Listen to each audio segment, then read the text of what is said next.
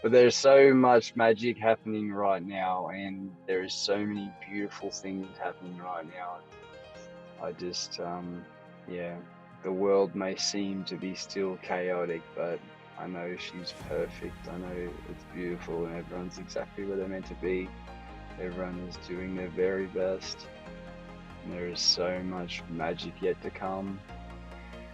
If everyone can just come together and support each other and just, see as the separation that's been created, just let that fall away and just love each other, just hold each other, and we'll all get through this so much easier. There's so much competition, so much old way to be cleared. And once we can shift that mindset and let go of that old paradigm, this new earth is going to land and everyone's going to go, so this is what it was all about. This is why we went through all that, and it's going to be so worth it. I've seen it. It's beautiful. Welcome to your awakening journey. Today's destinations include higher consciousness and actualized potential. If all ascenders could now please be seated in a comfortable meditative posture, we are about to ascend.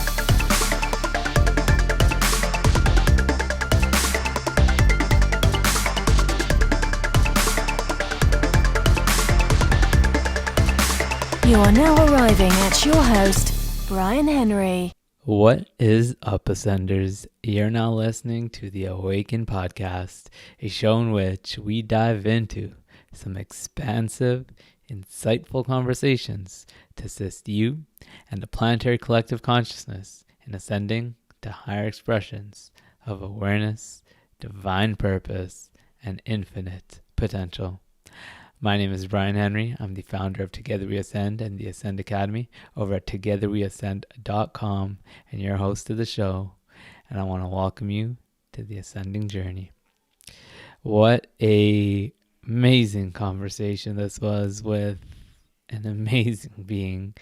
I have felt absolutely blessed to get to know, connect with, and witness the journey of this good brother of mine, Jarrod Bremer. I first connected with Jarrod a few years ago on Facebook, and it's crazy to think the type of relationship we have built from being literally across the world. I'm based out of Toronto, Canada. He's in Australia, yet that distance doesn't mean anything with the type of connection we share. And I want to mention this because I think that the relationship that we've formed in the way that we have speaks to something really important that's taking place on the planet today. You see, whereas we may be in a time where many are speaking to how the worldly situation is disconnecting us and creating for separation, this has not been the type of experience that I've had. I have had the blessed opportunity to feel more and more connected with my brothers and sisters from all across the globe. And this is not the story you'll hear me telling. Because the story that you'll hear me telling is that we are coming into greater unity, greater harmony with the planet and all the beings that call us home. And we're stepping into a new age. This is the shift into unity consciousness. This is the experience that I'm seeing, and thus it's the experience that I'm creating. And I know it's the one that Jarrod is as well. Because family, this man is doing some work. And it's going to take an individual of a special kind of awareness to recognize that. But I'm willing to bet that many of you that are tuned into this right now is ready to receive what he shares and the activation that is imbued in it. Because the way that Jarrod is committed to service to the all, committed to us, inspires me. He's taken on an attitude of extreme surrender to service, to spirit, and it seems to be working out for him. And I'm just so ready for you to hear from this man, his amazing story, experience, and about the work he's doing and the insights this has led him to. Because, like I said, it's clearly working out for him. The amount of power, energy, and bliss that I'm feeling come through him, I believe is here to serve as a reminder and, once again, an activation for us all. So I'm going to let the conversation do what it's supposed to do. But let's sum it up with this before we dive in.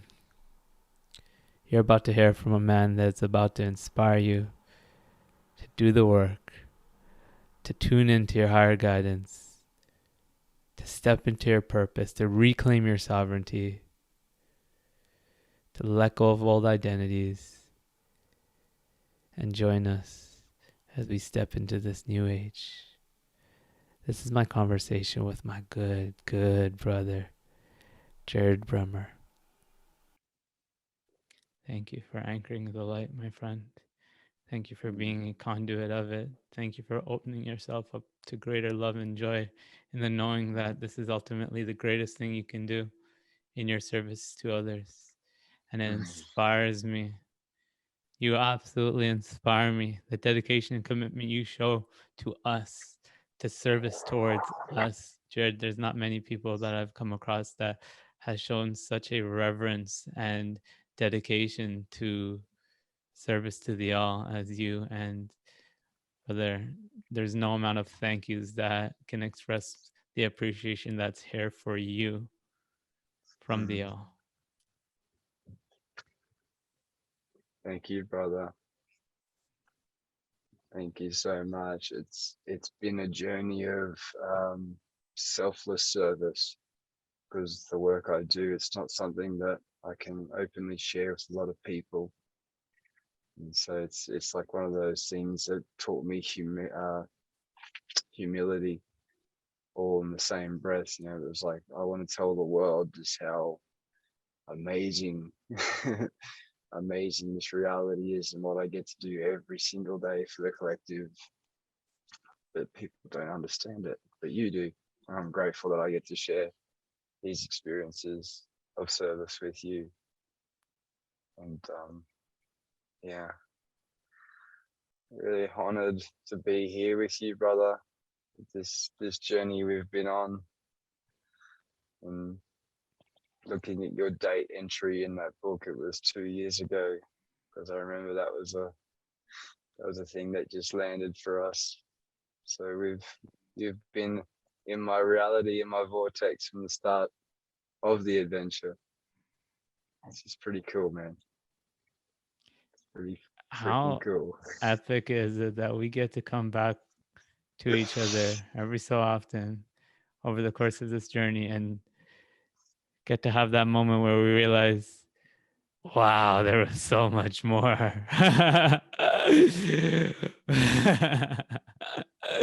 And it's even more epic knowing that 1-2 years in the future, we're going to have the same conversation and we're going to be like, wow, wasn't that another epic 2 years? Yeah. It keeps coming through, but then we can't know what it's going to look like. But based on the evidence, the signs are saying that better gets better. Absolutely. And the rate and the speed that things are shifting at are incredible. Like, what used to take, weeks now takes hours. Like, it just feels like this being brought to speed so quick. Things are shifting, and I'm experiencing these shifts in the collective happening a lot more, a lot quicker, a lot less painful too.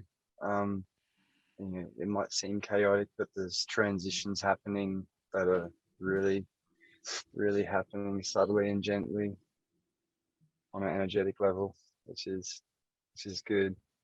The real heavy, dense stuff that's been hanging around is starting to really disappear. Yeah. What part are you playing in this disappearance? By the way, if it So doesn't go without saying, we dived right in. This is all gonna get seen and heard by others, but you know, as that's entirely what this is about, but it's also entirely about me getting to experience you.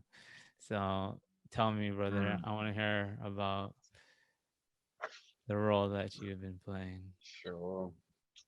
So um, well, the real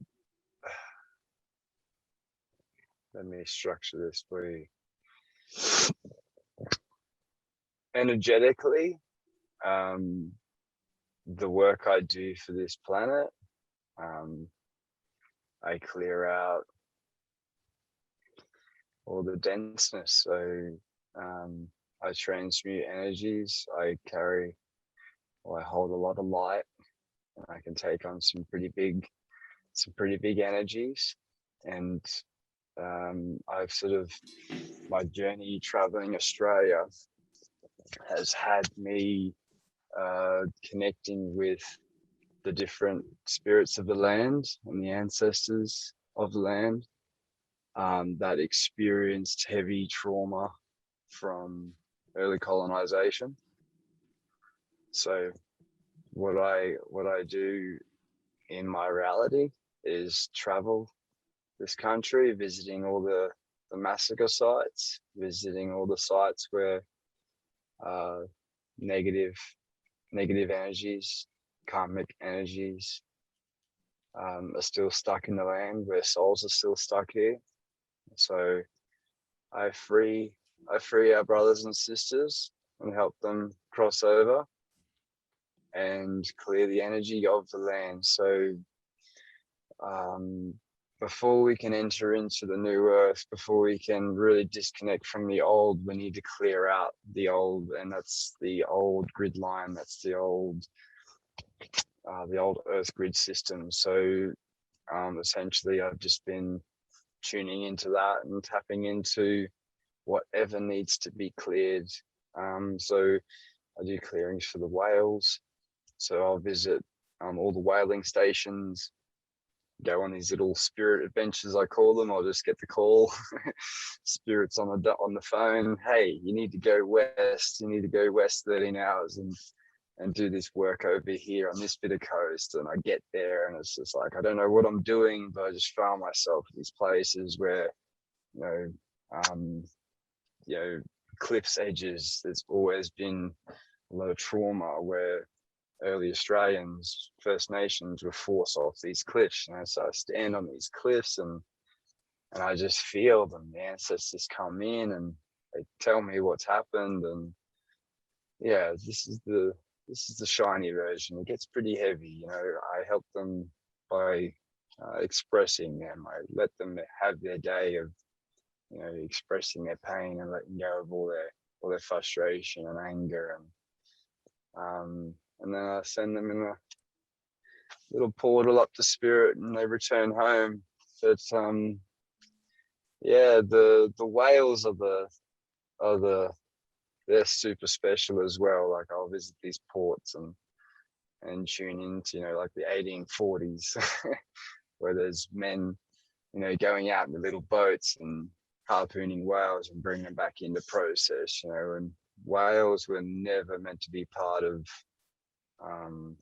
the food chain. They're majestic beings. They're an amazing race of beings, very intelligent, sophisticated, advanced group of beings. And so yeah, just helping them free and cross over and clearing the way. It was interesting, just before the 21st December, I was clearing the way down the bottom ocean for the whales, and it was like their first migration in the new earth. It was so special to be down there and to be clearing the way just before they come through. It was so powerful, and the downloads I received, the light codes that I received from after doing that work, like the activations I received from the Whale Collective, it's like they're a part of me.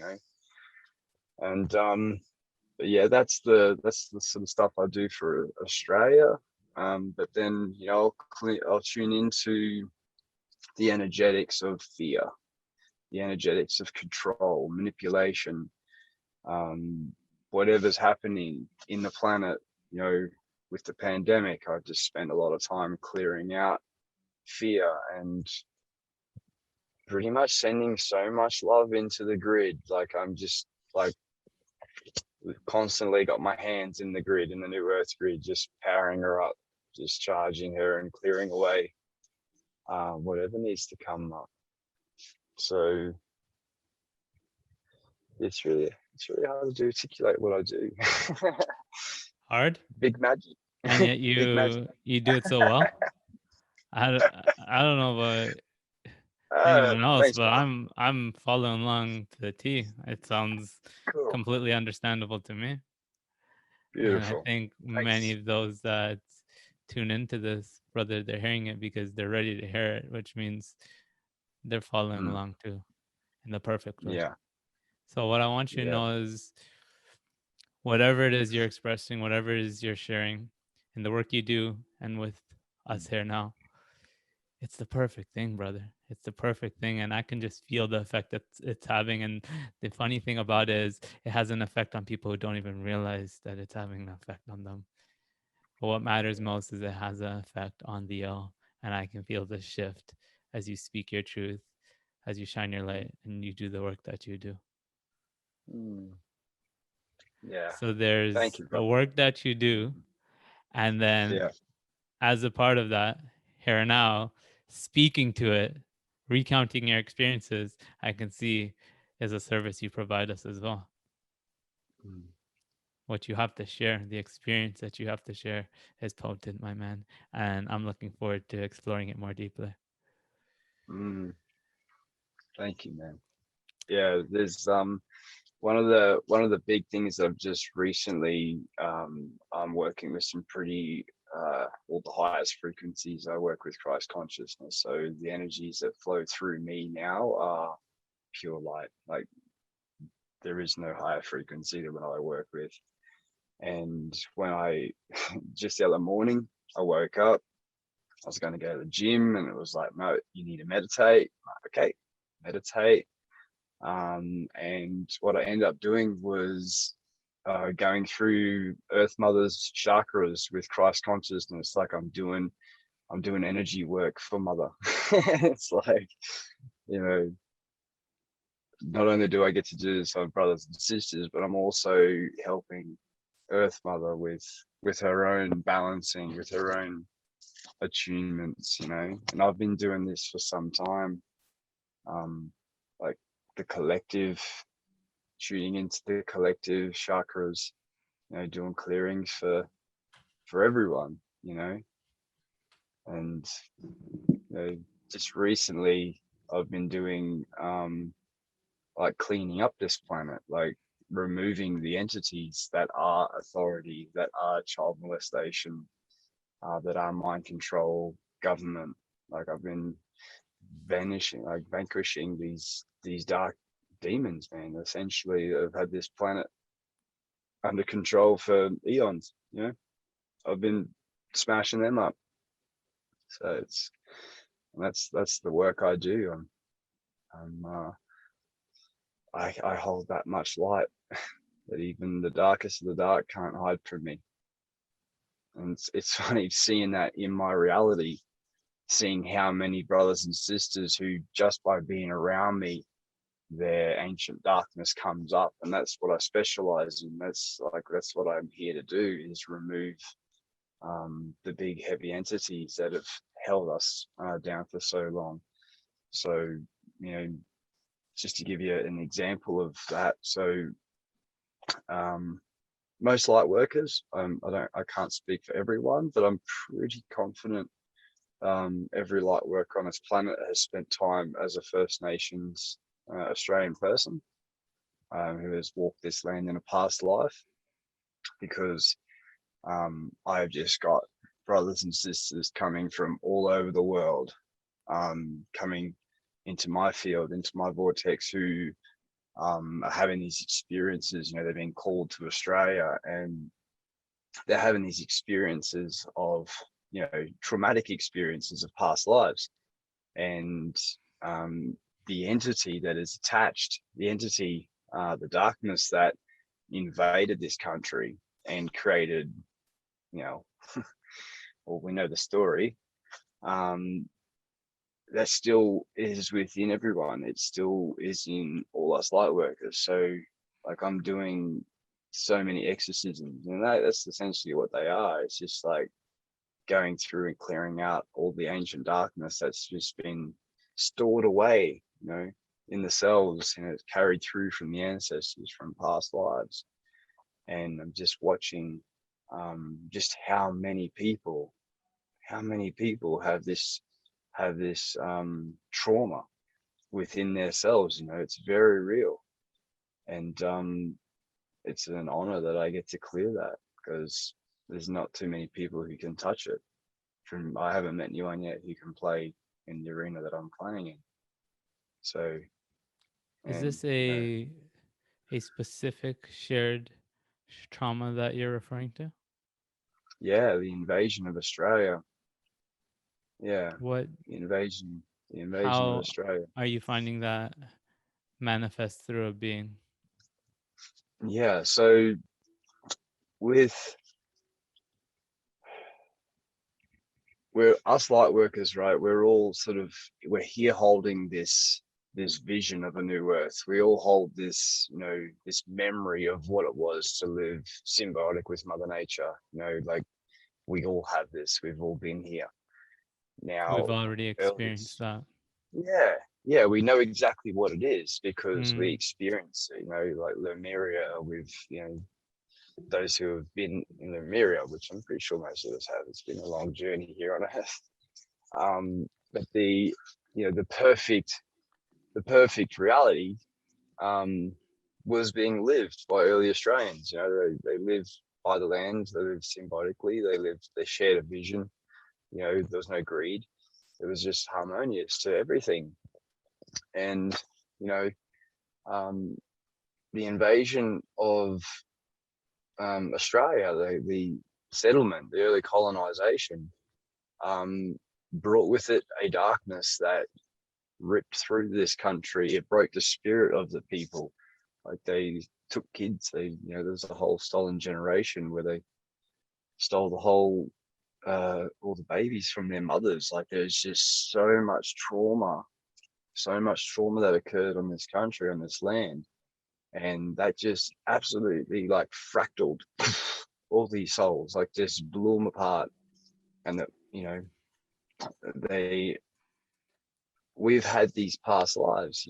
I know for certain myself I have, and I had to clear that within myself.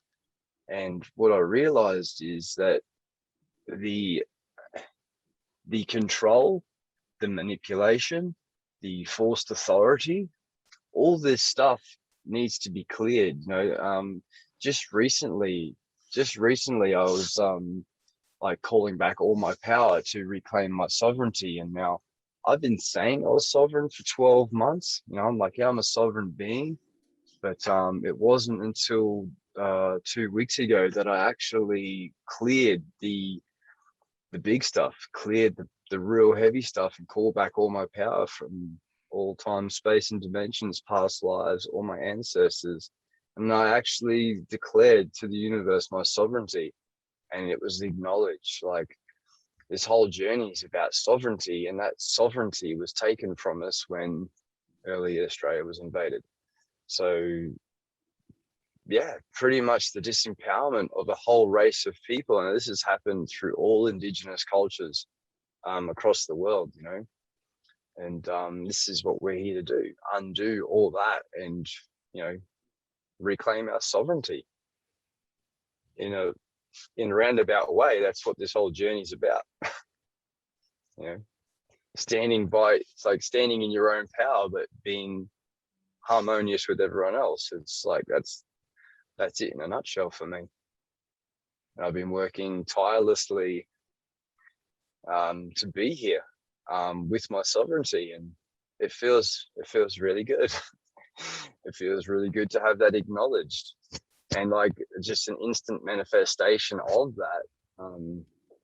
I had a policeman try to issue me a ticket on a highway for speeding, and I pretty much declared that, you know, I wasn't being a part of this made up authority, and I questioned his authority. I asked where he got his authority from, and I told him I answer to God, the highest authority. And I answer to myself, the highest authority. And he goes, "Oh, you're one of those sovereign beings." And I say, "I am, brother. Thank you for acknowledging that." And within half an hour of having a conversation with this officer, I walked away with no ticket and left this man enlightened and seeing hope for this planet. So just by me speaking my truth and standing in that, a man who lives under this authority, who asserts his authority, for a second realized that, hey, he doesn't have the authority that he thought he had. And I left this man a little bit more enlightened, you know, as to what we're here to do. We're here to help each other, not, you know, smash each other down like it's been happening for so long. So The effect it can and will have when you stand in your truth. exactly, full power. And that's a big part of reclaiming your sovereignty, is like, and your truth is your truth. Your truth might not be liked, it might not be accepted. It's going to trigger the hell out of a lot of people, but the growth comes from leaning in and being in those moments. And I've had so many times in my journey where I've like been faced with some really uncomfortable truths, and I've found as soon as I've leaned in and just went, you know what, this is for my highest good, this is for my growth, and speak into those really uncomfortable truths, the weight that gets lifted, the energy that expands in my being, how much further I just catapult. I jump timelines, you know, it's like there's so much power. And if everyone could just find that moment of, hey, the truth is the only thing there is. Let's just live by that. And whatever comes from speaking our truth was always meant to be, because it is. It truly is. How do we open up to that power and that energy in a way that supports us in feeling our greatest and being our greatest? So constantly being in the heart space, like if we're speaking from a higher perspective, if we're speaking from love and we're speaking with, you know, compassion and understanding, then, you know, I see people who are truth speakers, you know, they're speaking their truth, but they're speaking their truth from their shadow. And it's like, if you're aware of your shadow and you're aware of, you know, aware is the key. Just simply in your heart and be aware. Like, I've always had this perspective of there's you, there's me, and then there's this other figure watching the conversation, and that's who I aim to be. I'm that guy, you know. It takes all the personal charge away from it, you know, just being in that higher perspective. And that was given to me early in my journey. As I was the eagle, I was seeing myself as the eagle flying above everything, and I knew that I could rise above everything. And with that perspective, I'm able to see things clearly and without erratic motion, without the charge. I have an analogy for it that you might like. It's a cool visual journey. So if you imagine like a Hollywood movie, you know, there's these cars and they're going through the street and they're drifting, and there's this high-speed police chase going on. There's chaos. There's shit blowing up everywhere. Well, that's when shadow's going against shadow. It's just like this unconscious shit happening. And then you've got the helicopter that just sits above the whole thing, and he's just high above it. He's looking down. He's like guiding the police where to go. He's like, yep, just go that way. Comfortable as, no emotion, just precise. That's exactly what needs to be done. Not caught up in the chaos. And from that place, you can make the right decisions. And that's where I like to put myself before I speak my truth. That's where I like to put myself before I do anything. So I'm not projecting. So I'm not, yeah. Coming from a place of love is the constant reminder, the constant aim, you know. And I still catch myself coming from a place sometimes, and it's just like, oh, that was my shit coming through. But yeah, how do you Finding that feel with higher that analogy? perspective. I Yeah. I loved when you, I'm gonna actually reiterate it here. There's you, there's me. This is the interaction taking place. You're trying to be the one watching it. There's you, there's me, and there's the one observing the interaction, and you're ascending into this perspective Mm. where you're detached, you're disidentified with a part of the interaction. You're the one that observes it, the one that guides it, the one that sees it fully. Yeah, because that guy seems to know what's going on. I try to be that guy as much I as want I to be. I can. want to be that guy too. I want to be that guy too. I've kind of got this, this attitude of surrender, and it's like it's extreme surrender. Mm. I've completely given my life over to God, spirit, um, whatever you identify spirit with, but Father, depending on how I'm feeling is how I tune in. But yeah, I just found like with my journey of where I needed to be in this time frame that I was asked to do my work and still do my work for the country, still do the work I do. It's like every time I've tried to do anything, I've just met walls, I've met roadblocks. It's just like, but that's what I wanted to do. And it's like, yeah, but that's not in alignment. That's not it. And every time I try to do things and I get resistance, I'm like, what if I try something different? What if I just go, hey, I surrender my life. I give it to you. What do you want me to do? Mm. There you go.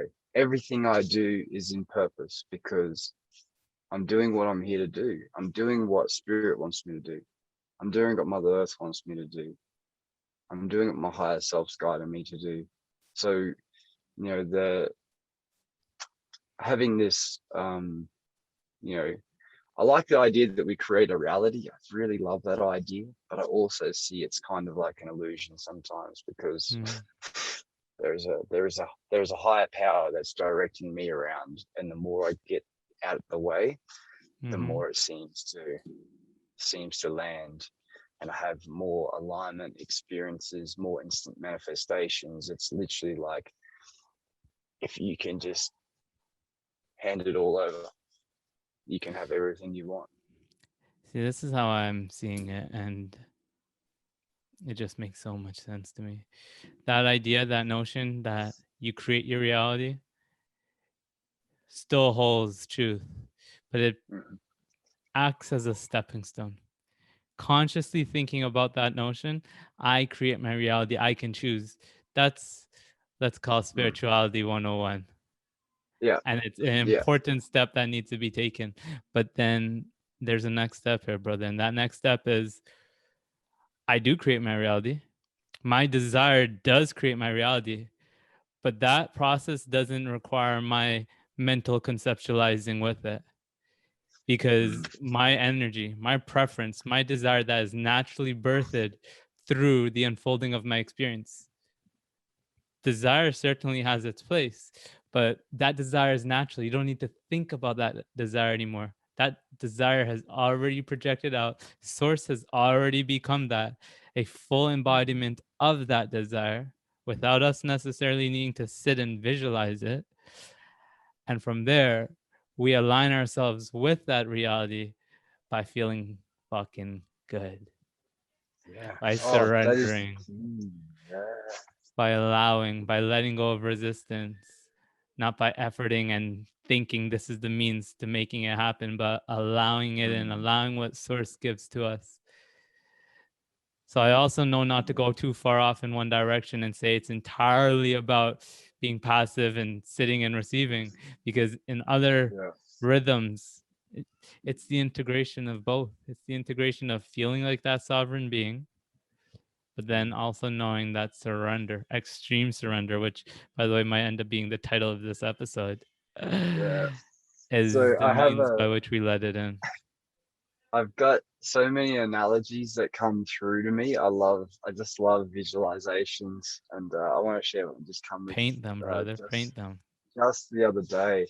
So I kind of see life is just like riding a bike. You know, I'm sure someone had this analogy before, but I've sort of leveled it up. So life is like riding a bike. This is the You better know, version. this is the spiritual version. This is like the version they didn't tell you because they didn't want you to know who you really were. So this is the version where, you know, life's like riding a bike. You get up, you fall over, you dust yourself off, you keep going, right? But what I've found with my journey and that becoming so trusting, it's like, you know, you mastered riding the bike and then you started getting cheeky. You're like, hey, I'm gonna start riding with no hands. And you're like, you know, you're like, fuck, I just let go a little bit and then catch it. And you're like, oh, look, you start to develop more and more trust. And eventually, after time and time of trusting and seeing that the more you let go, the more you surrender, the more you can put your hands off the steering wheel and just be like, hey, and then the next thing you know, you're doing a text while you're riding and you're just like in full, you know, spirit's got you. You ain't falling over. You know what you're doing. You know what's going on. So yeah, that's how I see this journey with surrender. It's like, just let your hands go and trust, baby. It's all good. It's gonna fucking work out. The more you try and control it, the more it fucks up. For me, anyway. From my experience, that's been my gold nugget. That's been my biggest aha moment. Yeah. I also feel a need to throw in that you act on the guidance. You're receiving that and you're listening, but it does require your participation with it. You have to pick up that phone and you're the one that travels out to do the work on that land, right? Because if we just sat there saying the work's going to get done itself, again, that's still off too much in one direction. You're listening, you're surrendering to the call. Now, how do we tune into that? How do we tune into that and know that's what it is? Yeah. So look, for me, the more shadow I removed, the more I dived into my being and started to get clear on who I was, the more that other voice, the voice that was trying to stop me and enable me, softened. And now the voice that talks to me is so loud, it's unmistakable. You know, and you know, the ego can come through and try and, you know, say things, and I'm just like, hey man, like, cool story, but get in the back, you know, it's not your time, just get in the back, buddy. Like, get back there, let the other stuff come through, you know. And you know, I've had a solo journey. I've spent a lot of my time on land, bare feet in the earth, middle of the desert, no one else around, solitude. And I find that is so powerful. Like, the monks have been doing it for how long? You know, going off and finding solitude, sitting in a cave. Like, you know, I didn't quite sit in a cave, but I spend a lot of time with myself and getting to know who I am, getting to know the voices in my head. Do you remember how they used to say, like, oh, you got voices in your head? It's like, yeah, I own that. They're good. They're so supportive. I listen to those voices. There's quite a few. But yeah, just learning to trust in your intuition, just learning to trust. I think that's the biggest one, is trusting yourself, you know, and don't be afraid to act on something to find out who that voice was, you know. Follow you that just voice. stayed paralyzed Yeah. without movement. Whereas if you act, what I find is that unfolds in an experience that you will inevitably learn from. Even if it leads to less than ideal consequences, that movement Yeah, allows for a greater experience, and that always serves you. absolutely. Yeah, that's it. Just having, curiosity as well. Like, A remember, willingness this to is like, explore. this is exciting. Like, fuck, if you've got some voices telling you to, go do some cool things, well, hey, go try them out. Like, don't deny yourself the experience. Like, with my energy healing, like, I've no one's taught me how to do a single thing. You know, everything I've done has been through trying what those little soft, subtle voices in my head said. And then Mm-hmm. it's like, oh shit, that worked. Okay. So I was just showing you how to do that. So I think like my whole journey has been shared with me from the voices in my head. I don't read books. I don't watch too much YouTube or whatnot. So I think that's another way to really sort of hone in on who you are, is to tune into that part of you that knows everything. you know? And it's good to like be activated by other people's knowledge. Of course, I'm not saying don't read books, but I just found that my own experience is pretty freaking educational and helps me remember enough to do what I do without following someone else's path. I think that's the main thing with that one. A lot of people get stuck on following people's journeys and they don't create their own, you know. Mm-hmm. But that in itself is their journey. Yeah. It can play a part. It can play a part, and it can be a part of what they are asking to experience in that moment. Yeah, yeah. Now, there's something I want to hone in on here. Checking in with those voices. I think there's something important that you mentioned there, that there may be multiple voices. There may be times where those voices even are contradictory, want different Mhm. things. And that's where people get stuck up, when there's more than one voice going on in their head. Because it could be easy for us to say, surrender to source, and all these magical things are going to happen to you. And then they go check in and say, well, is that source or is that source? And of Yeah. course, we know that's part of the process, learning to hone in on that one voice Mm. and doing the work that quiets down multiple voices and brings them into one. And that's ultimately what you're describing here, how we can come into a sense of true self, where pinpoint this way, one way, Yeah. without these other voices coming at it. Um, so what I want to say here is this: these voices may be against with one another, or seemingly against one another, in the context of a conversation about a decision that you are thinking about making. But I Mhm. think something that was a catalyst for me. I heard a teacher share this, and it sparked something in me, and it was this: you can make those voices become friends, whereas they may be fighting against each other for different things. When they realize that they are of one entity, that they are all you, that they are both Mhm. you, and they realize that they are more one than they are different, they're more the same thing than they are different things, then those two voices start to work together. Mhm. And that's how we integrate. Yeah. Bringing it all together. Tell It's me more about beautiful. your process of bringing it all together. When So you've sat in I, those caves, listening to those voices, how did that play out for you, and how did you make progress with that? yeah. So I just want to say, asking. This is another thing that we can struggle with. It's asking. Asking for what we want, asking, to be shown, asking to be clear. So I started asking, Mm, for specific things, like, you know, are you in service to the light is a good one, because we can have other beings come through that aren't of the light, and they can be like, you know, fucking with us. So, universal law, if you ask the darkness 3 times, they have to answer truthfully on the 3rd time.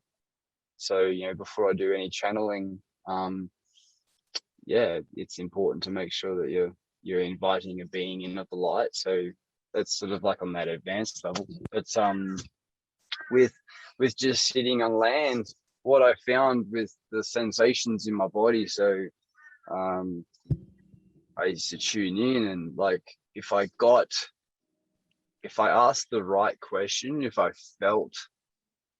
felt like this was something that was so true, the confirmation would be sensations in the body. Like I call them truth bumps. You just get this whole shiver up your body of like, whoa, and I kind of visualize my guides all just going like, fuck yeah, he got it. That's it. You're on the right track. And so if I don't experience those sensations, I'm like, okay, so maybe I'm off, and then I'll just check in again. Show me, am I in alignment here? And like most times, the body sensations tell me everything.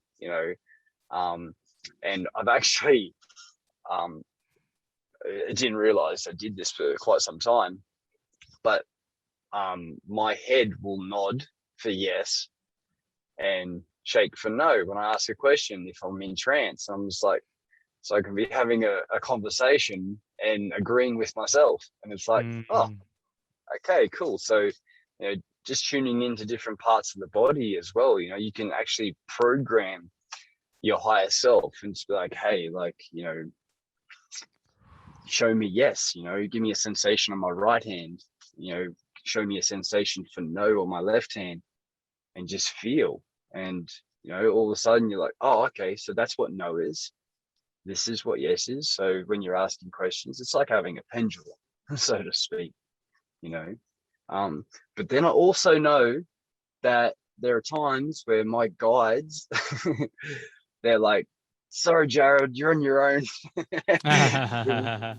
We've abandoned you. It's like, this one's for you. I'll be sitting there meditating like a boss, just for hours trying to fucking work this one out. And I'll be asking questions, and there'll be crickets, there'll be nothing. And I'm like, this one's for me, right? Yep. Okay, cool.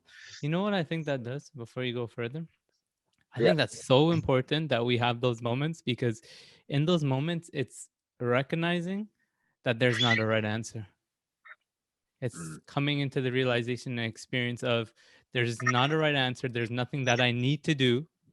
I'm in my freedom. I'm in my freedom to choose which path I want to walk. And those paths will unfold into different experiences. But right now I get to choose which way forward I want to go. Yeah. And with on top of what you just said, which I really like and that resonates, what I also see is that we also have this certain things that we have to figure out. We can't be shown. We can't have the answers given to us. It's like, this is our test. We're here to get our, I call Earth Angel Academy. It's like we're here to receive our wings and upgrade our wings, and we've got all these things we need to do. And if we can't be given the cheat sheet, we've got to figure these things out in ourselves. So I kind of see that being a big part of when they go silent for me. It's like, I'm doing this on my own, this one, hey, this must be a big one. This must be a big one to clear. And usually, like, I get to it, and we'll shift it, and as soon as I shift it, they're back, and they're like, "Yeah, you fucking did it!" Like, I just see these like high good fives, choice. Good choice. Yeah, exactly. You did well. But yeah. Now, and I don't see how much is it? Sorry, was there something that wants to come through? No, you're right. No, okay. It's all good. I was gonna say, how much is it about saying that was a good choice because of what unfolded, or is it about looking at what you've received and recognizing the goodness in that choice? Yeah, so depending on what I was in, if it was like a if it was like something that I had to grow from speaking a truth, and I like, I worked it out and I lent in, well, the instant manifestation is freedom. It's like this euphoric, like I feel like I've just gotten taller. It's like the weights lifted straight away, and it's like, okay, that was what was needed. Yeah, when things shift, like I feel them. I feel like this denseness, this heaviness, and then as soon as I shift it, I'm just like, whoa, it's like a dog shaking its thing off. I'm like, whoa, there we go. See you later. A bit of Palo Santo. See you later. Yeah. But That's the yeah. you good? Yeah, I'm just opening the door of my van just to let a little bit air in. Got a bit warm in here. I live in my van. It's a cool way to live, nomadic. It's just full free, I go where my feet take me. It's so good. I was gonna show you the sunrise this morning, but where I parked, I couldn't quite get close enough to the beach to do it. So you just get to see this light. There's something to be said about being light in possessions and how that coincides feeling lighter in your being. Oh, amen. Yeah, the greatest thing I ever did, like I lived in a 3-bedroom house, paying a house off by myself for 10 years. I was going to work doing 60 plus hours a week. Wait, Yeah, did you say a 3-bedroom house by yourself? Yeah, it was pimped. You've seen both ends of the extreme. Yeah, I had a double car garage for the gym equipment, like 15 grand for the gym, and big surround sound. It was a bachelor pad, man. I lived well. And but I caught in the trap of materialism and needing things to make me happy, external things. And yeah, when I had my awakening, I had the voices in my head telling me, you got to travel, you got to do this, you got to be here. And I was just like, oh fuck, this is really uncomfortable, but hey, these guys seem to know what's best for me. So yeah, I trusted early. I had a God experience though. I was visited by a white light at the start of my journey that pretty much told me who I was and what I was here to do without saying a word. It was like, all right, wake up, you got shit to do on this planet. And I was like, okay. I don't know what it means exactly. Wait, let me just make sure I got that right. I got shit to do on it. Yeah, and that's been it. It's like I remembered what I was here to do. In those moments, like that, those early like moments. that. Yeah, I felt like not the specifics, but I knew. Brother, I honestly, I'm gonna just put this straight out there for a bit of comedy for you all, and I'm sure we've all had our moment. But I thought I was the fucking Messiah returning. Like I had this complex where I was just like, I'm here to save the planet. Like I'm here to do massive things, and I knew it. Like, and it's funny because the ego got really carried away for quite some time. The first 12 months of my journey, I was just like, I was shown the secrets of the universe. I was shown how everything works. Like all these people, they're all asleep, they're all unconscious, and I like created this whole separation thing, and that was part of my journey. I have to mention that what you're describing, I'm so certain is not that uncommon. Yeah, I think it's part of the journey. I think it's actually part of, because for us all what that brought out in you. Yeah, absolutely. But that knowing from the start that I was here to do epic things, I didn't realize how epic until now. Like now I can say it with humility. Now I'm like, yeah, I'm fucking here to do massive things for this planet without the like, I'm the fucking best. I'm better than everyone, because that was where it was coming from last time. It was quite toxic, but funny to observe myself. in those I moments. just have to mention that, you're here now saying now the epic things that you're here to do. And that's exactly where you're at, and that's the perfect place for you to be at. But brother, like we said earlier in our chat, 2 years from now, you're gonna be saying the exact same thing. You're gonna look back and say, I didn't know. I didn't know the epic things I'm gonna do. That's the Yeah, beauty of it, yeah, isn't it? yeah. It's been such a cool journey, man. Just to go back to the materialism, Yeah. just to, That's because I fine. think there's a gold nugget. There's a gold nugget Mhm. here. Just by creating the space that I created when I followed my journey, I literally sold my house. I did renos on my house. I the van that I'm living in now cost 20 grand to fit out, like so I could live in it, because I knew I was going to be in the road for a long time. I took on a concreting job that, you know, was $61,000 worth of work, cash work, and I wasn't even a concreter. I just trusted myself that I had the ability from my experience as a concrete pumper to be able to do this job with the help of some people if I needed. And Spirit was guiding me to trust. And so I took this job on, and literally my house was being renovated to be sold.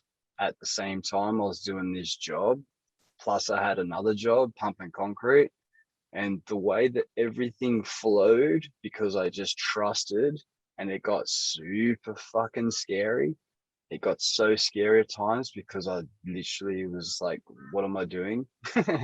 Why am I walking away from everything I've ever worked hard for? And it was this real, like, you have to let go. You have to let go of this person to be who you said you'd come here to be. And in that letting go of the job, I walked away from my career. Like, I was making 150 grand a year. And I walked away from that against my parents' understanding, walked away from the career, sold the house. The money I made from that concreting job went into building this all at the same time so that I could come to this point where I then left on my journey, and my house sold in a market that was not supportive of selling.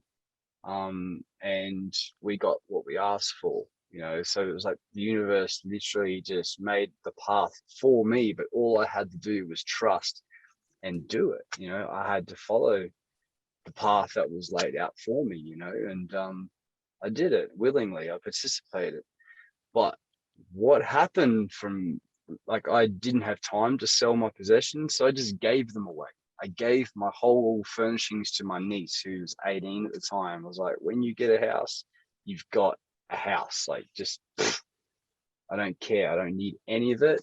And everything I own is in my van. And that space that created in my life for my own personal growth, when I started traveling and I was just living out of my van, I leaped and bounds. Like, you know, I was just looking at the timeline, from my first moment of, fuck, I'm here to, like, there's more to life than getting drunk and gambling and all the other vices and addictions that I had. That was only 4 years ago. 3 years ago, only 2 years ago, I was still pumping concrete. So this has been a very quick journey to be where I am, and it's just been because I fucking said yes constantly. I said yes, I said yes, I said yes. So if I kind of see this thing, like, we have these choices in our life to make the right decision. If we say yes, we can continue to jump timelines. But if we're, making decisions that aren't in the highest alignment, well, then we'll get the next opportunity to make the same decision again, Mm. to get back on that yes train. And yeah, if you can just go, hey, this is uncomfortable, this is scary, but fuck it. I know this is gonna, quit this job is going to open the door for a better job. Have that mindset and trust that the universe has got something better in store for you. And that has just constantly been my journey. Like, I was led to believe that I was going to be living in a cabin in South Australia.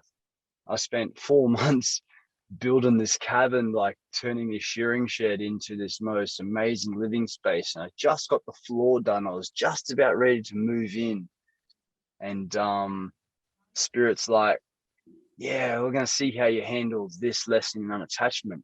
The guy who I was sharing the property with had a complete change of mind. He didn't want my medicine on the property. He didn't want me doing my work out of this space. And I had to just go, well, I have to respect this man. It's his land. What's my attachment to this place? And I was like, I don't have any attachments. And in that moment of acknowledging that whatever it is that is planned for me is going to be better than what this situation was, as soon as I acknowledged that, Spirit fucking showed me my whole reality, gave me everything. He's just like, you're going to go to this property next, you're going to work with these people, you're going to do this, this, this, this. And I'm just like, righto, from letting go, from, not having that attachment and not being stuck, not being stuck in that one, like you said before, being stuck in that one direction, being open to things changing for you. And I've experienced this with relationships. I've had 3 relationships in the last 12 months. And, what's your attachment to relationships? I was aligned with women who were helping me with my growth, and I was helping them. And then we come to this point in our journey where, hey, we're done. What we said we'd do for each other is done. Unconditionally, I love you, but I need to go over here now. And opening our hearts. And when shit gets fucking like that, gets a bit uncomfortable, I think the test is, are we going to keep our heart open or are we going to close it? And this is that part of the journey where it's like, for too long, we've been closing our heart whenever we get hurt. Now it's about, hey, can you keep it open? Can you see it for what it was and keep it open? Can you keep loving? Can you keep moving forward? And yeah, where I am right now, I don't have any attachments. I'm calling in my beloved, but at the same time, I don't have an attachment to when that is. I focus on what I'm here to do first, and what I've sort of been shown. I know everyone's journey is different, but you can have, people who grow together and stay together, and that's beautiful. I love seeing that story, but for my own journey, the way I see it, that version of me, that embodied fucking divine masculine, divine feminine man that I am, when that is embodied, then that equal will appear in my reality, and then I'll create with that woman. That's how I see, and it's been shown to me from my journey. So knowing that allows me to go, well, what am I seeing in this relationship that I'm currently in that I need to work on within myself, so that I can then have that experience, that I can have that, because I don't want to enter a relationship with shadow. I want to co-create a reality and have kids with a woman that, we can just explode in our creativity and not be having to work through stuff. And it might be a delusion, but I kind of feel that to be as my truth. It's just the way it seems to be lying at the moment. So after just recently declaring my sovereignty, and on the equinox, this is quite a fascinating experience that I had on the equinox. So the last equinox, I was guided to sit with mushrooms. I'm an advocate of plant medicine. I really support plant medicine. And this equinox was the same. I was asked to sit with mushrooms, but the whole journey was quite a long journey, 11 hours in total. I literally went through and did energy work on myself, and what I was shown and how much I cleared from my body. It was like I was just in this purification of all the stored energy. So like every limb, from my hands to my wrists to my elbows, just connecting with the trauma and the experiences that these hands have carried, you know, and shifting all the energy. And, you know, but then there's also entities attached to past lives and ancestral stuff. And I literally I found myself doing a full top to bottom sweep and just clearing energetics of my whole body. And I was getting quite tired, and my higher self was just constantly going, keep going, keep going. This voice was just like, keep going. And amongst that clearing, I was clearing stuff for other people that I was being guided to clear, healing relationships that I'd been a part of, also doing big stuff for the collective. Exorcisms for the collective.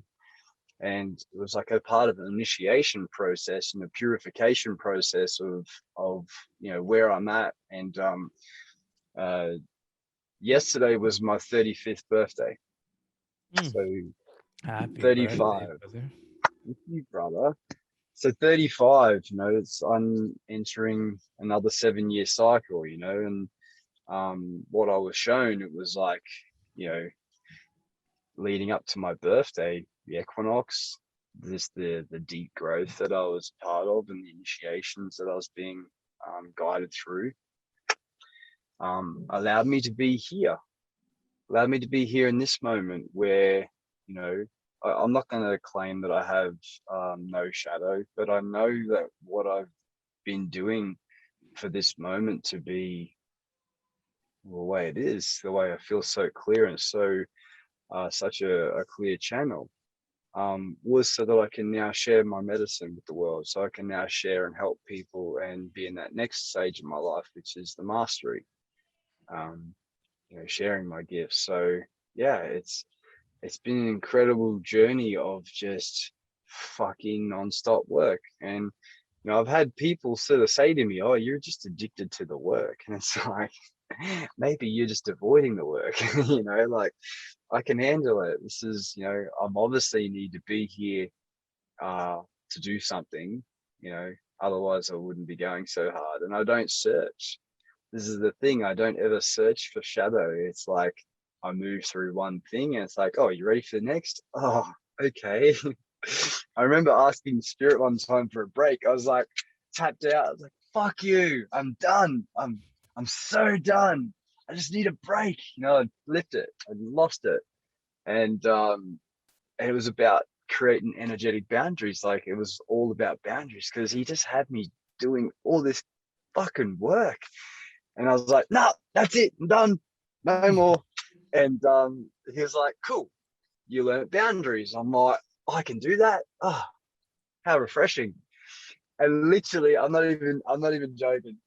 Like, I had one day off, and then it was just like, right, get back to work. It was just like, you got to do this. You got to go here. You got to do that. And I'm just like, thanks for the one day off. That was awesome. Cool. But, you know. Do you believe that on some level that's because that's exactly what you want? Absolutely. Yeah. I wake up every day and ask, how can I serve today? Like, that's what I'm here to do. Like, that's what I'm here to do. You know, I can't tune into someone and not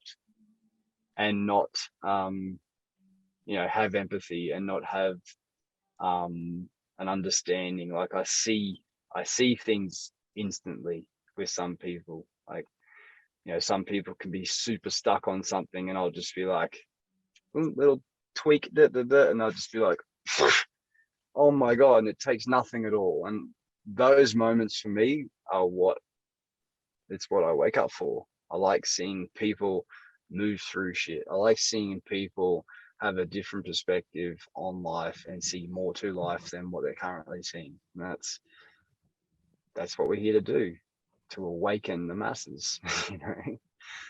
So I do thoroughly believe that we all arrive into, if we haven't already, in such a state where we recognize it consciously as a desire, our truest desire to be of service, to be of our greatest service to others. I also do see that their journey goes, work has to be done within oneself in order to arrive in such a state, but always at what we want at the deepest possible level is in full alignment with the greatest service we can provide to y'all. But it becomes a very special point in the journey when you come to the realization that you are here to serve, and your truest desired experience, that which you most deeply desire, even if you're not consciously aware of it, comes from extreme surrender to service to the all. And my man, I'm just so proud of you and appreciative of the work that you've done within yourself to come into such a state and to be doing from that state the amazing work that you're doing.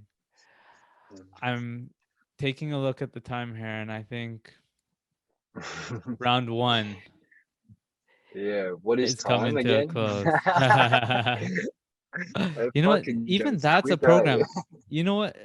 Let me bring mention to that actually, because even that's Yeah. a program. Because I have to say the notion that played out was, okay, we've been at it for about an hour and 15, hour and 20 minutes now. A podcast episode should be this long. And now I watched that, I observed that that's just another program, that's just another belief. So rather than ride that, I'm going to invite us both to just take a moment and pause and realize that we can be right here and see what Mm, comes. It's a good place to be. It's my favorite place. Mm. Yeah, the stepping out of time has been very important for me in my journey. You know, I don't look at dates. I literally stepped out of time for such a long time. That's a funny one. But what I found is it put me in harmony with everything. Um, because when we're living by time and we're living by these dates, which if you look at the 12 months in a year, like apparently, um, but if you look at the 13 perfect moons, there being 13 perfect moons in a year, a 28-day cycle. You know, Mm-hmm. women are on a 28-day cycle. So why is there some months that have a couple of days more and a couple of days less? You know, it's slightly scattered, it's slightly offset. So if you step out of time and date and you just flow with nature, then you come back into the harmony, which is a perfect flow, you know, frequency. But if you look at the frequency of 365 days a year with these 31 days, 30 days, blah blah blah, 28 day, it's off, it's scattered, and that's been designed so that we're out of flow with everything. So while we're still living by this old system, um, we're out of that harmony with everything, and I swear by that. That has been such a massive thing for me to step out. And then like as far as like scheduling times with people, like I believe in this thing. Like I have a time, I have a schedule, but what I put down there, the universe literally just like works everything around to make that happen. And like this phone call here today, like I arrived seconds before I was due to. because I don't live in time. It's just this real, I think Albert Einstein actually talks about it. It's just like, you'll always arrive on the right time, if you don't hang on to it. Like, it's just, I don't know if I'm explaining it properly, brother, but yeah, I don't look at the time, and I always seem to be on time when I do. It's just this, it's just this way of flowing, What's in coming through is alignment. that you are so deeply rooted in the belief that you are exactly where you need to be always, that your experience will always be, I'm right on time. Mm, that's a good way of saying it. It's You got us there, perfect. brother. You got us there. Perfect. But you're starting Yeah. with the frequency, the feeling, the belief that I'm exactly where I need to be. I'm right on time. The feeling of I'm right on time. So what projects outward is an experience where you are always where you need to be. But Mm. fundamental is that you get to feel that. You get to feel that this is the perfect place for me to be. This is the perfect experience for me in this here and now. But you're not manipulating the circumstances to create that perfect moment. You're residing in the belief that it's always the perfect moment. Yeah. And it's so, it comes down with, like, alignment with, like, we were supposed to have a call the other day.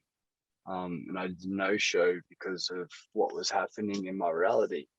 And I believe, like, hey, if you can see the perfect imperfection in the perfection, then you'll understand that this is the right moment that we were Mm-hmm. supposed to talk, because I had stuff to complete. I still had stuff to do in my journey before this moment could happen. So I see there as just being the right moment for everything. You know, that's why I don't force nothing. If someone's undecided on something, I'm just like, hey, just let it go, see what happens. And if it's meant to be, it always is. And if it's not, it's not. With no attachment to the result, no attachment to it happening or not happening. It's a powerful place to be. Surrender. Extreme surrender. Yeah. Now, what part does, if any, does planning how you are going to be spending your time play into your experience? Do you find yourself, to what degree do you find yourself doing this, and how does this fit into the way that you approach Mm. living your life, approach this moment? So I've given myself till 10 o'clock every day. Like, that's my time to do my gym, my stretching, my meditation, my breath work. That's like, the world doesn't get me until 10 o'clock.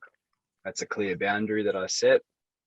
I have my breakfast at 10 o'clock, and then I check my Facebook, I check my emails while I'm sort of in that breakfast limbo. And then, yeah, then my day's sort of wherever it needs to be. If I've got clients scheduled in, well, then I sort of, shape between that. And I've got courses, like my breathwork facilitation certification. So I just chip away at that. It's an online thing. So yeah, I just have these little pockets of time kind of things where, there's a potential to do that. There's a Hmm. potential for me to do that, but like, You're not at the attached. same time, no, exactly, and you're like, it's like, if you're an artist, right, and you're not feeling it, and someone's like, you must be an artist right now, you must create right now, and you're like, bro, my genius is at 3 a.m. in the morning, when I wake up, and there's this inspiration that comes through. Like, that's the moment, not you must do. And this is where, yeah, I see, like, it's really challenging for a lot of people to be told to do something at a certain time, because, hey, if that's not in your flow, if that's not when your genius is coming through, well, what are you creating? It's like, I don't read a book unless I feel like it. I don't go, oh, I don't read enough books, I must read more books. It's like, hey, ooh, I feel like reading a book, so I do. It's like it's like a child. I kind of, I see myself as going back to a child, because, you know, a child will see something and be like, oh yeah, I'll play with that for a bit. That'll bring me joy. I'll do that. And then it's just like, yeah, nah, that's no good. And I'll go over here and I'll do this. I'll do that for a bit. Oh, that makes me feel good. Like, that's how I live. It's like, And when you you're know, playing with that toy, you're not thinking, hey, maybe 2 hours later, I'm going to play with that toy. I want to play with this toy right now, but I don't know yeah, if I'm going to. No, you're just playing with the toy in front of you till the yeah, point at which there's something else you'd rather be playing with. That yeah. message, brother, it comes through so much. It comes through so much. So many.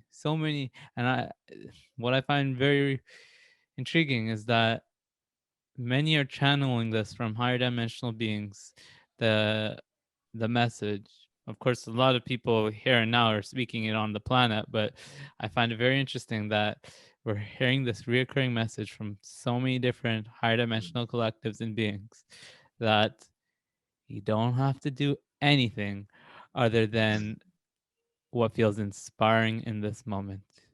You Hmm. can make it all about, you can simplify it to what feels inspiring in this moment. Do that until something else feels inspiring. You do that, and then it becomes a seamless flow. From moment to moment, Yeah, you're just being that. And what comes through here is tying it back to surrender. I've personally had an experience, and I sense you'll be able to relate to this, where it's almost like you let go and you allow your energy to just take you, and you feel so light through the flow of doing what feels inspiring, but it's almost like you're being moved for you. absolutely.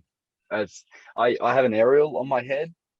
I have an aerial, and there's someone up there just with the little remote control, just like guiding me and steering me to do, because that's how I feel. I like, I really feel like I'm sometimes just a conduit. Like most Light, times, I'm light. literally just, I'm just being, man. I'm a human being. And I Now, don't do anything. I don't try to do anything. That's the part that I see so many people stuck on. It's just like, I haven't done anything for 3 days. I must do something. I'm like, why? Why can't you have a week off? Why can't you have a week in bed with your favorite Netflix? Why can't you do that? Why? If it's conscious, and if it feels like your body, if that's what your body wants and needs right now, honor that. Don't get up because you should be doing anything. Don't, oh, I haven't done any work lately. Why am I forcing myself to do work again? Is that true to me? No, it's not. You know, and again, this arriving on time thing. Um, I was behind in my breathwork facilitators training. Spirit kept saying to me, like, you're right, like, it's all good, like, don't stress. And I was like, okay, cool. So I didn't do any work for like 4 weeks because I was running around on country doing my stuff out in the desert. I come back after 4 weeks, my, you know, stuff had to be handed in, and I literally, without even knowing it, looking at it, I sat down and just went and just did the whole lot. And was just like, I just created all this stress and pressure about being behind and having, like, not having the time to do anything. And in one day, I just went, smashed it all out. And I was just like, and the way I absorbed that information stayed in because it was so compressed. It was so like a big chunk. And then, like most things, my reality, I get the opportunity to practice what I've just learned. You know, with my healing. It's been a really interesting journey. I've been shown how to heal others um, through healing myself. Like, it's like the people in my life to help are just perfect mirrors. So I help them, and then it's just like, oh fuck, now I can help myself. You know, one thing that came through the other night, Brian, in my journey was like there's this like label, the wounded healer. And I was sitting with it, and I was just like, everyone is a healer.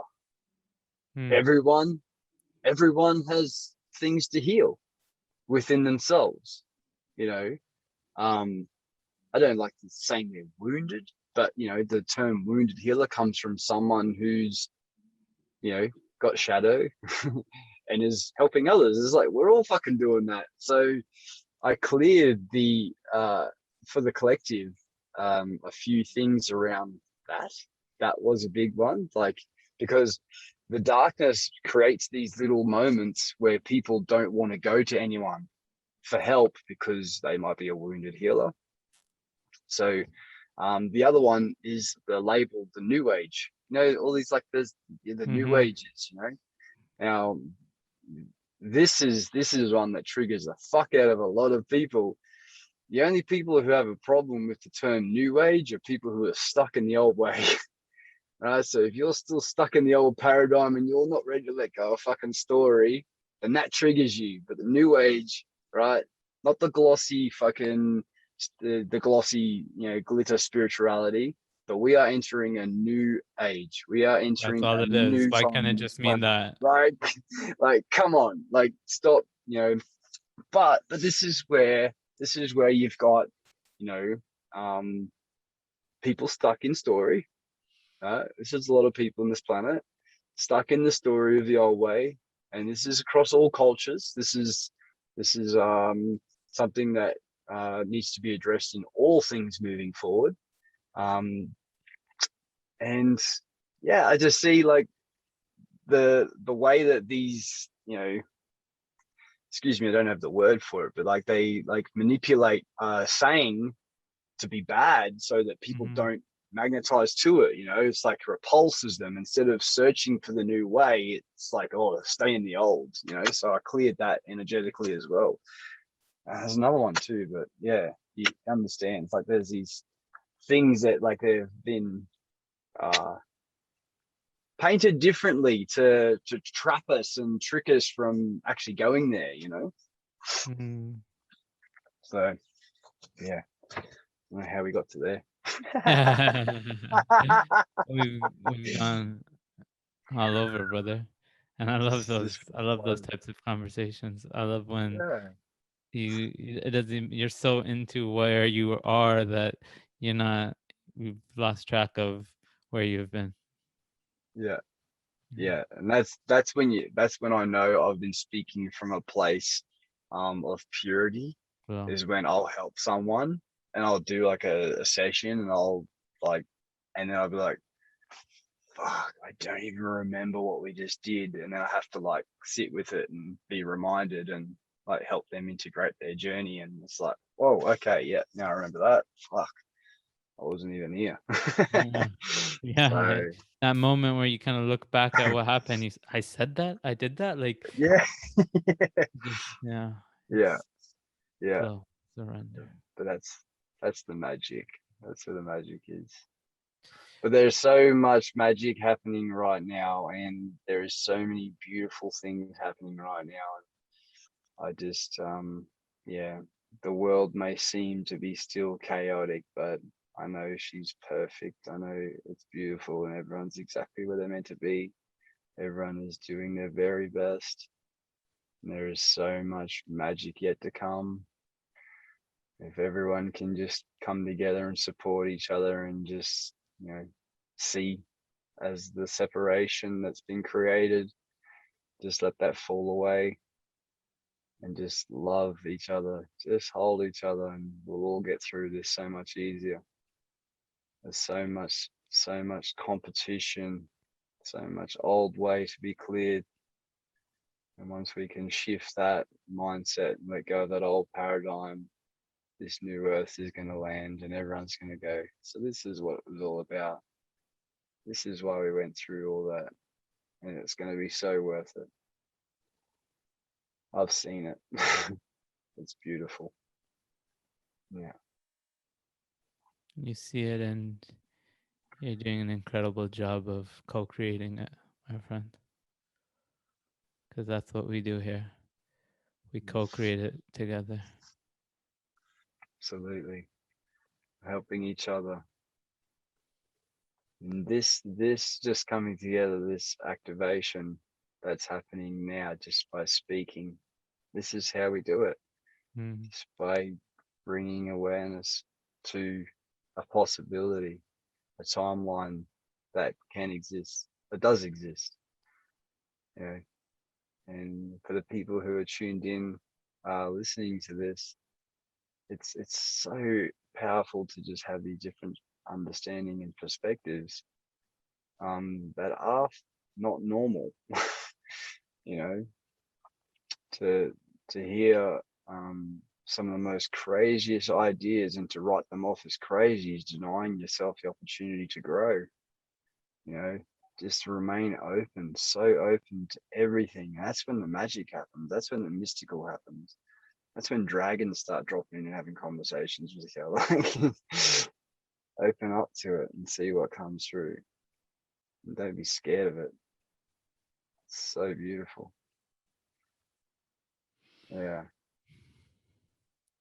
Oh man, thank you for supporting us in opening up to the magic that's here for us, for being a conduit for that love, for that light, for that magic to flow through you, manifest as you, because as you know, it brightens up this world for us all.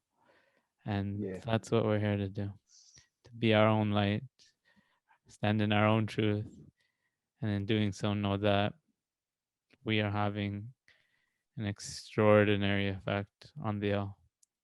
It doesn't have to be any more complicated than allowing ourselves our own joy, Yeah. surrendering to our highest guidance, taking a week off and watching Netflix all week if you need to. Hey, if you wanna eat a whole tub of ice cream, do it without the guilt. Just embrace your reality. So much pressure put on us, so Mm. much pressure on us to perform and be this perfect, pure vessel, this perfect, pure being. It's like if we were meant to be, we would be that by now. It's like a process. It's a step by step. You know, again, you can't force these things organically. They'll come up when it's time to go. I've let go of everything, alcohol, coffee, drugs, gambling, when the time was right, when the Mm-hmm. moment was right. I knew the last coffee I had was my last coffee. I knew my last drink was my last drink. I knew my last bet was my last bet because the 12 times I previously tried quitting alcohol didn't feel right. I did it because of an external pressure. But what was true to me at the time when I did was like, wow, this is it. This is the one. This is the moment that I do because what it means to me, you know, what this means to me, being as a high vibrational being. Once you tune into how important our vibration is, it helps the decision, I feel.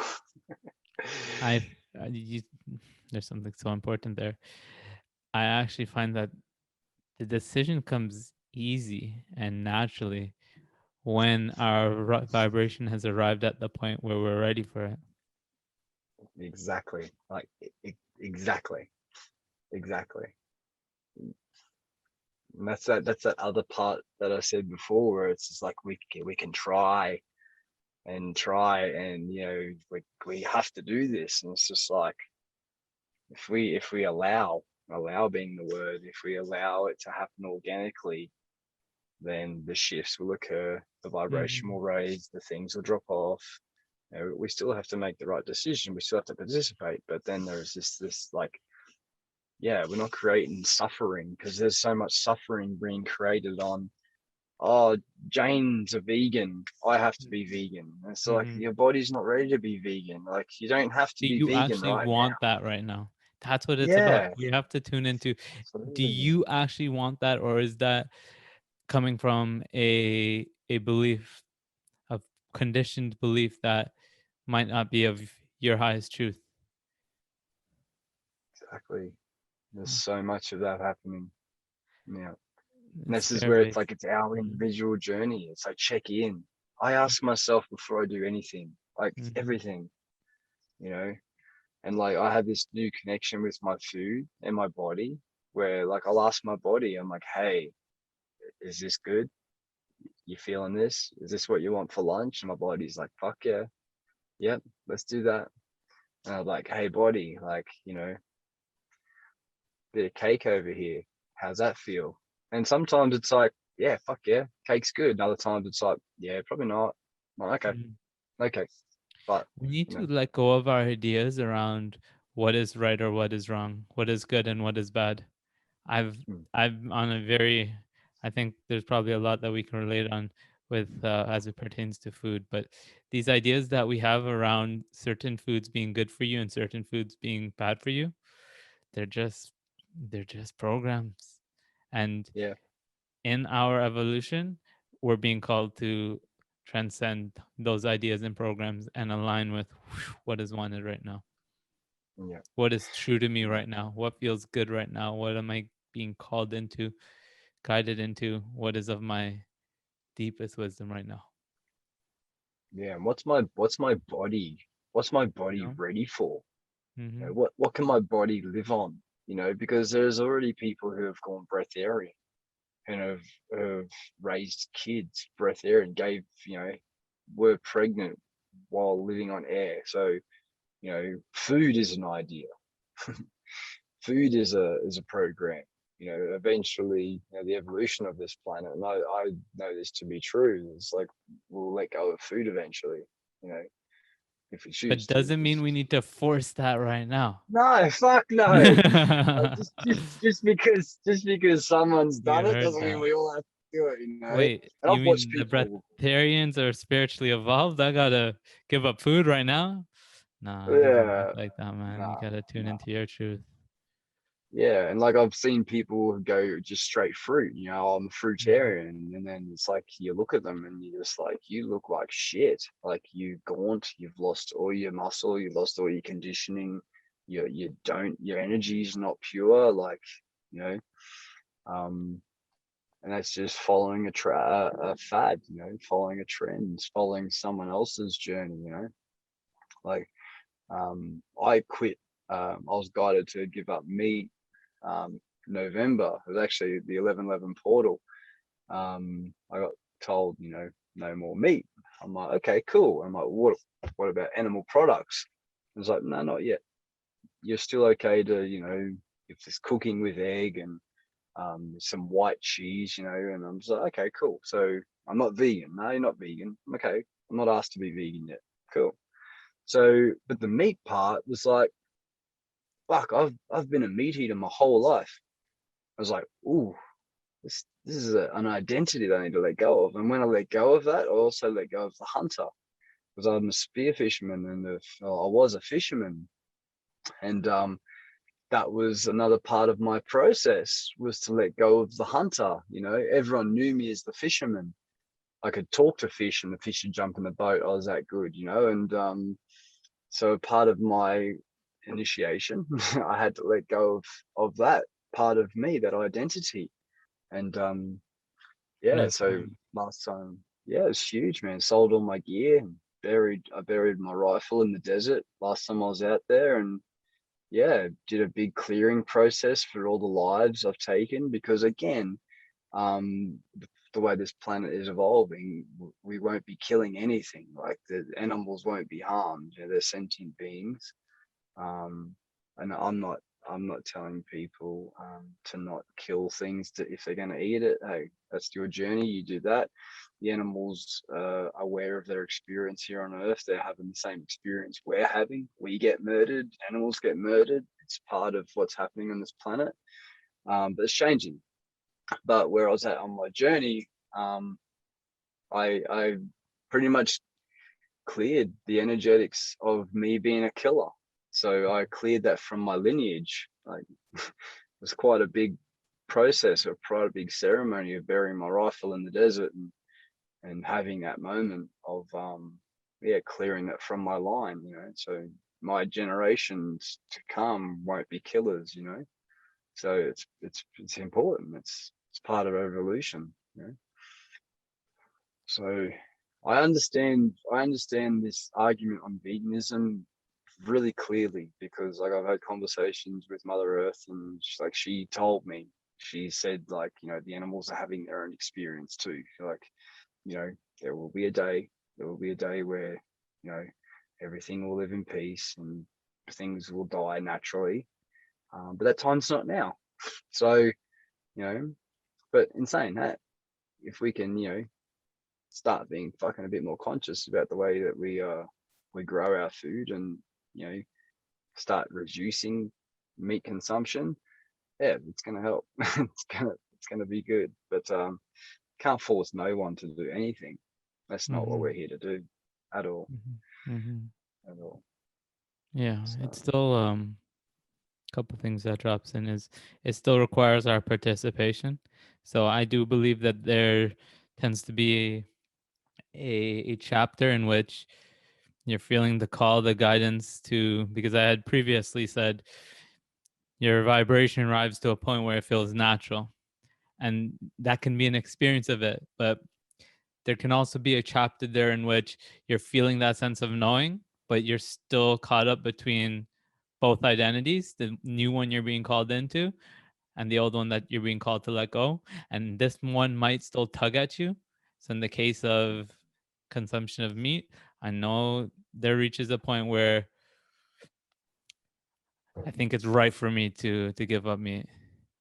But still there's a little bit of back and forth between it. And that's to say that this is not to say that it will come with, just naturalness, effortlessness. You're not going to necessarily wake up one day and be like, I'm done. I'm not going to eat meat. There might be that moment where you got to do it because you know that it's the right thing to do, even though that there's still a little bit of tug. yeah, And that's absolutely. why I say that Look, it requires our participation once we hear that guidance. for sure. Like I smell a barbecue and I'm just like, fuck, that smells so good. Like I'm not like I haven't done it out of guilt for animals or anything like that. I've done it out of pure what my vibration requires. I smell coffee and I still go, fuck, how nice would a coffee be? Just because of the smell, but I choose not to. It's like that participation. It's like there's a certain level of discipline that's required, but it's not disciplinary. It's like I choose, therefore I'm choosing me first, so It's that becomes easy.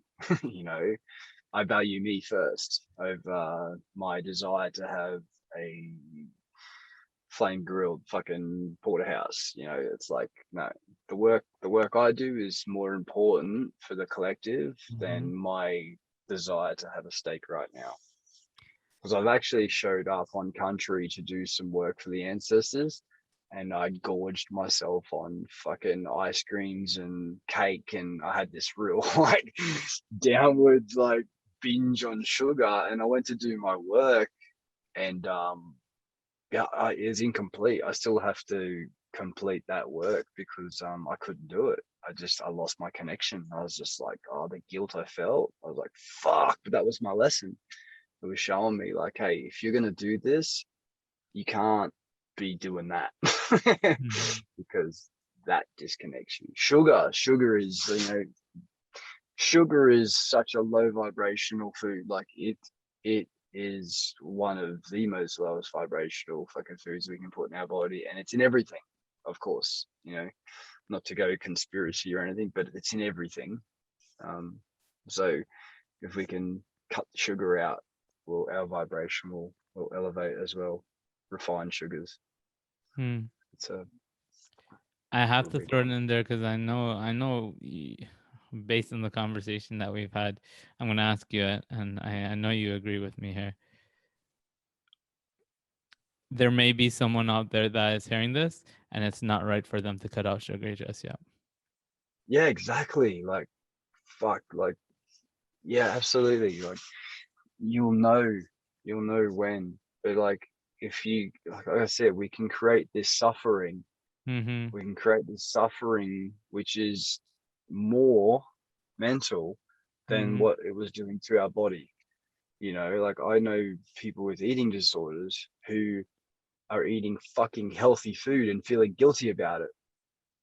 It's like, what? Like, because you ate a little bit too much, you're feeling guilty about it? You're eating beautiful organic food. Like, you're creating the suffering. It's like, no, let's, bring it back. Bring it back. Like, don't be so hard on yourself. Like, fuck. This is a learning experience that we have heaps of time, you know. If you're borderline having diabetes, I could say, yeah, I'm going to say you should be reducing sugar. Mm-hmm. That should be a no-brainer. But you know, if you're an athletic person who gets up and trains 2 hours in the gym every day, hey, you can eat that cake, man. It's all good because you're smashing that out. You're using that as fuel, you know, massively. Um, but yeah, yeah. Food's like It's a big the lesson. the the, the It's a tricky big one, man. it's a big vehicle. The way it's coming through it's a vehicle that becomes a big lesson that I think we all have to go through in our own ways. And Yeah. yeah, let me just throw it out there. And I have not um, openly through the content on the podcast dive deep into this in the ways that I know I'm going to eventually. Food has been such a learning lesson for me, and I don't put this lightly when I say there has been deep suffering, deep emotional suffering. I know that might sound silly, but the Mm. experience of it was very real, is very real. And I know I'm not the only one. I've endured some deep emotional suffering around my experience with food. And to this day I'm still learning about myself and growing in relation to the experiences that I have with food. And it's been a ride, man. It's been a ride. It's had some high highs, it's had some low lows, but what I can say is that it all serves me in my growth, in my understanding. Not all of it has felt good, but I know I've grown stronger as a result. It's something that I'm feeling a need to speak about. So I'm glad that we began to touch on it. Mm. It's an It's a important huge topic, conversation. man. It's a huge topic, and of all the things that I've let go in my journey to be a better version of myself, that food, that food one is always there. It's always like there are so many different aspects of food, the consumption of food, you know, overeating, the guilt around food, you know, like just recently, um, I actually got to the core wound of my um why I Mm. ever indulge in eating shit food, you know. And I did this recently did a post about it, and it was essentially abandonment. You know, I found comfort in food at a young age because of my parents splitting up. You know, and this new friend that I found that was always there for me. You know, and for the next 25 years, that friend was always with me whenever I needed comforting. So it was like, you know, I choose to eat the shit food, you know, that instant dopamine fucking sugar. You make me feel good. You never say no, you know, that guy. Mm-hmm. That's just one layer. That's one layer of the food, you know, and then there's just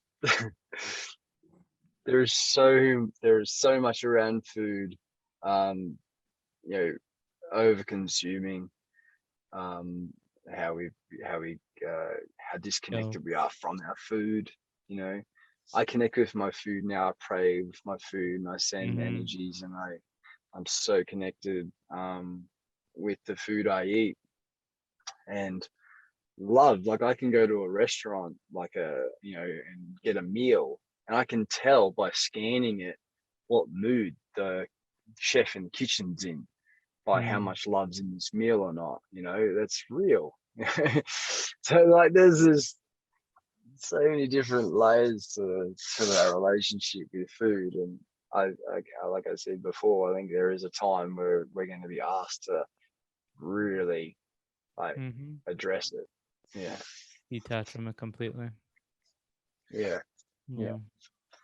Like I said, Yeah. I'm totally on board with you that there's a lot to be learned here from our experience of food. Another couple that I'm going to throw in there because I think they're big points is, are we choosing what we're choosing to eat because it's truly in alignment with our joy?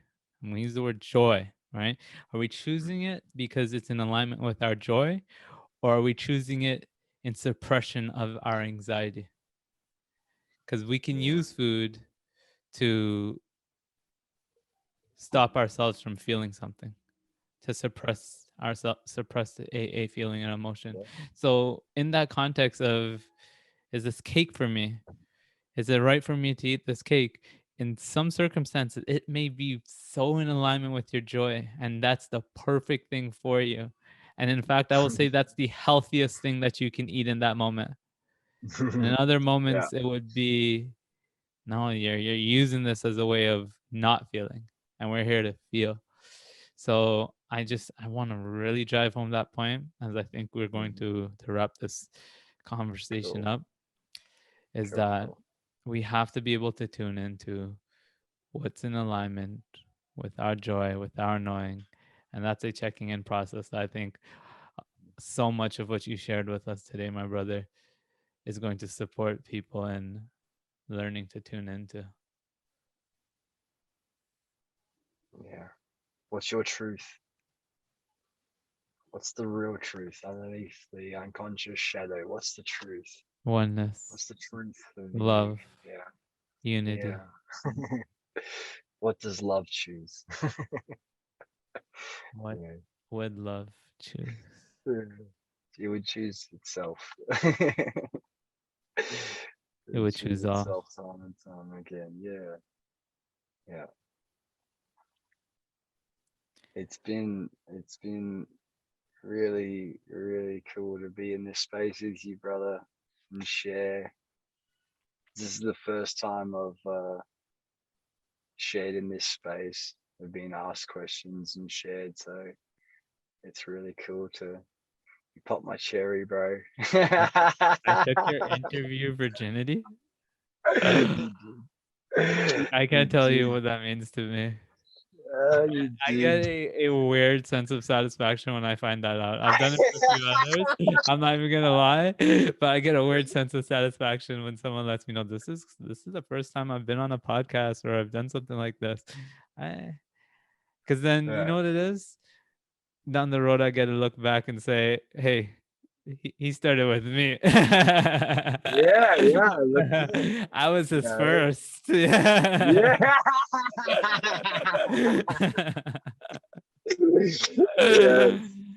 Brother, thank you, brother. man. I love you. you too, I love man. all that you're doing. I love us. I love us. Thank you for reminding us about us. We're pretty incredible, hey. Yeah. Family. That's going to be all for this one with my boy Jarrod. I hope you enjoyed this conversation almost as much as I did. Chances are you're not going to enjoy it, or you couldn't have enjoyed it the way that I did, because, well, I thoroughly enjoy connecting with this amazing person and just having him inspire me with hearing and feeling from him how committed he is to us, to service to the all. And I hope that hearing from him, hearing his story, his experience,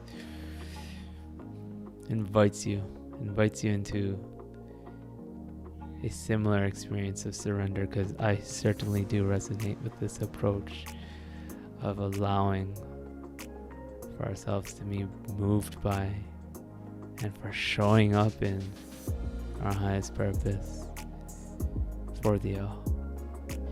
It was an epic conversation. It's an epic time. And as Jarrod says, everything that we're going through, all the work that we're doing within ourselves, all the work that we're doing for each other, it's going to be so worth it. So keep being. You're heading in the right direction. We're headed in the right direction. Let's continue along this path, this trajectory of our ascension together. Family, that's going to be it for this one. Thank you for being here with us at this time. And until next time, keep ascending.